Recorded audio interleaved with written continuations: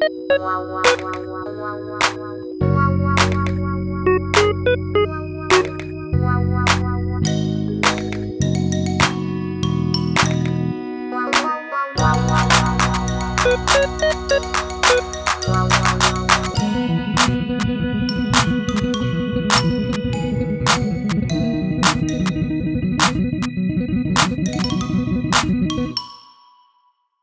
for starters, would you mind saying in your own words what you do? I'm an artist who works with movement as the main medium, whether or not it manifests itself in a type of performance or a live performance or an installation or objects or a video is kind of determined along the way of the process. But I do see movement and choreography as the main kind of form that I work with and sculpt. It's different. It's not dance. It's definitely more in the realm of installation and things that are durational. So the movement sequences will loop continuously so that you can experience the choreographies in the same way you would any other type of exhibition. I understand parts of your practice. I know it's a little bit, oh my God.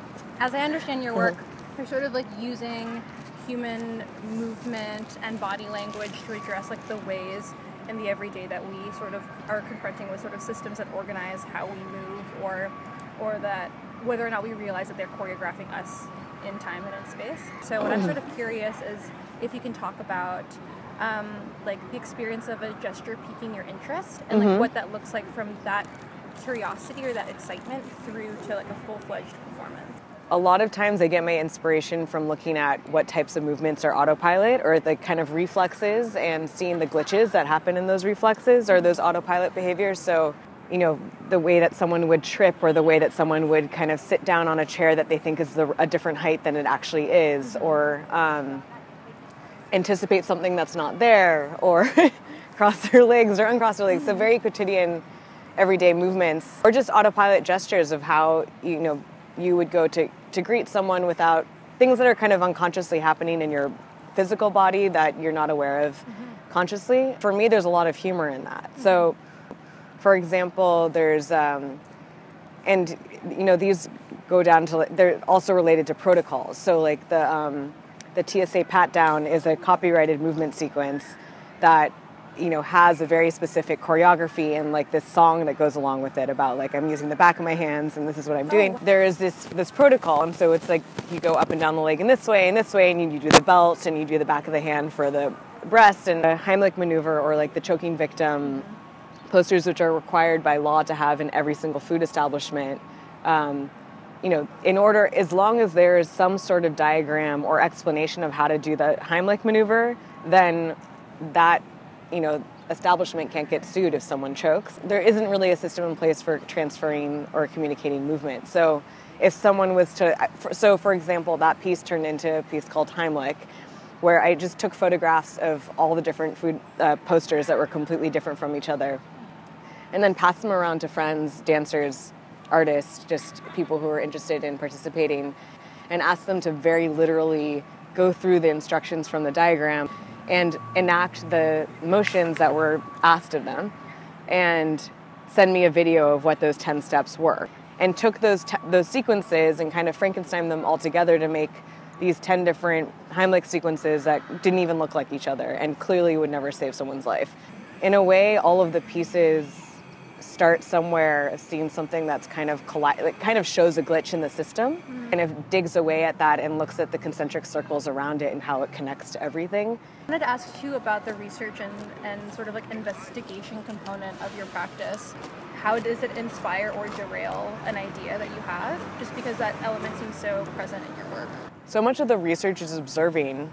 Also, being a former ballet dancer, I'm really interested in physics and the kind of science around how things move in general. For example, with the new Max, the piece that was a choreography that would alter the temperature or kind of be a human thermostat system, I was completely fascinated by the fact that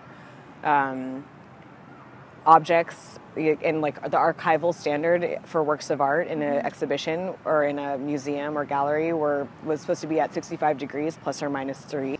And how that just didn't apply to humans at all or performance. I started looking into the history of the HVAC system and like all the actual architecture of how the seams of walls and just how museum circulation and air conditioning, like the first air conditioners, and that very quickly goes down a road of like energy and entropy. And it's a spiraling vortex that I usually get really deeply lost in and then have to kind of step back and be like, okay, how do I apply this to, say, a rehearsal? Be like, all right, today we're going to be performing these like molecular looking at like how molecules undergo boiling points or microwave or tropical storm patterns, and like trying things out that have nothing to do with the human body. While I was trying to figure out how to set up a temperature sensor system in the gallery, I remembered growing up in LA that crickets are essentially natural thermometers because they chirp in the rate of that it corresponds with the degrees Fahrenheit. So if you count how many chirps in 14 seconds and add 40, I believe, you get the degrees in Fahrenheit. So my initial reflex for the whole room was to bring in thousands of crickets, forget the temperature sensors, and have them kind of create this soundscape and perform essentially beside the dancers. And I thought that would be a really great way to, they would speed up as the room got warmer, and they would slow down. And then I very quickly, researching how to get thousands of crickets and how unethical that would be to begin with. Like, they don't chirp if there's a million reasons why that would never work. But in that Google search, I found these headlines about how all the crickets in Hawaii have gone silent. That was like a complete blow in this process. I was like, okay, forget about them coming into the gallery. That is a very haunting line to me. And the thought that something that has always been kind of like a sonic horizon line for me growing up, to have that not be there anymore due to climate change. And so that just derailed me. And I went down this intense research hole figuring out why that was happening, and had to kind of be like, all right, pause, finish this other project. And now after that new Max was finished, I got to go back into that and actually went to Kauai and did this big shoot. Everything kind of ends up connecting like a tree, I guess. What I find really fascinating is that you have this history with dance on a more formal level, and then you use a lot of choreographed movement work in your practice. What does it mean for you to be an artist who's making work in a medium that the fine art world has not necessarily given the same value as, say, an object? I think the whole idea of value around performance and ephemeral works in general is really fascinating and really difficult. What's interesting for me is that coming from the classical world and doing Balanchine ballets, there is a very established protocol and system for reproducing a piece that doesn't exist anywhere in the art world. There's no such thing. If a 65 degrees wants to go somewhere else, then I have to go over there and reset it and find the dancers. There's no way that I can just be like, here's a video, here's how you do it. So I've been interested in the copyright of movements and movement sequences because of this. And even just factoring in rehearsal as something that is part of the production budget. It's like this many hours with this many dancers, renting rehearsal space. That's something that's not very typical on a production line in the art world, and that I usually have to fight for, and always have to fight for. Sort of like you have this practice where you're pointing to the gestures that live around us that we participate in, that other people sort of cue us to do, kind of like a back and forth of directing one another. Mm-hmm. And then in addition to that, you're sort of, by the nature of the copywriting questions and these questions of ownership with your practice, that is also at large in your work. You're talking about value, and then in a grander way, it's how do we even place value on this very work that I'm doing. And I was wondering if you could sort of talk about maybe what inspired you to do that. I'm always fascinated to look at different contracts, and so how something would live on and how it gets updated. What would be a contract that would allow something to be re-edited and justified every 5 years, because the economy is going to change, the materiality is going to change, and human form is going to change. But it's less of how to create a piece that's going to last or can get reproduced, and more what is the way to extend the piece beyond this one iteration of itself, so that it still kind of illuminates these errors or these moments of juncture where the technology, the protocol, the landscape, the political climate, and the culture kind of collide with each other. so that the piece still exists as, you know, with the same intention that it did, even if it takes a totally different form. So that means readjusting the temperature entirely to like 40 degrees higher, or having something exist in a totally other platform like the blockchain and never being in the form of a human. Again, been thinking a lot about excess movement.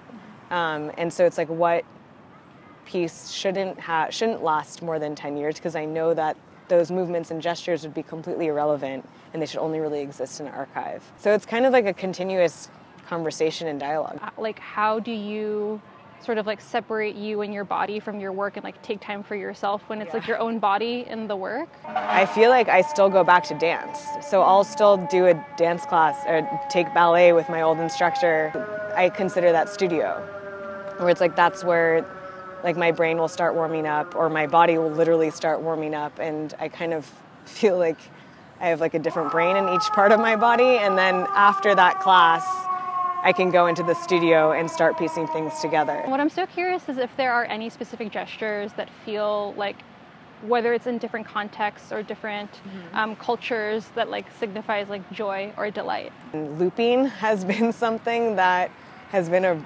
repetitive theme in my work, that for me kind of creates a very physical type of communication and brainstorm among not just the dancers, but also like the architecture of the space and the viewers, that you can physically feel because it creates like a whiff or like a wind. And I do feel like that sense of having a centrifugal force and having like a center, like a black hole, does create this type of sense of collectiveness and community that you kind of at a certain point have no choice but to enter. I think that once it clicks in, I do sense this type of connection, which for me is joyful. So every volume of Artist Eats Ice Cream, we ask you to play Fuck, Marry, Kill. Okay. Oh. And your options are John Cage, Martha Graham, and Carolee Schneemann. Oh, shit. I'd probably just say fuck, fuck, fuck.